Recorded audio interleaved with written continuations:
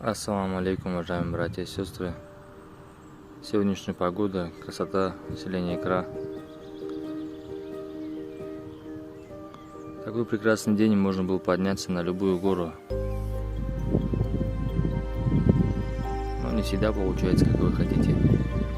Не всегда бывает, как мы хотим.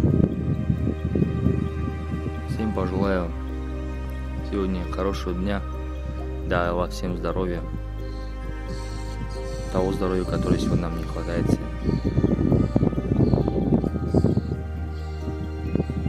Наслаждайтесь каждым днем.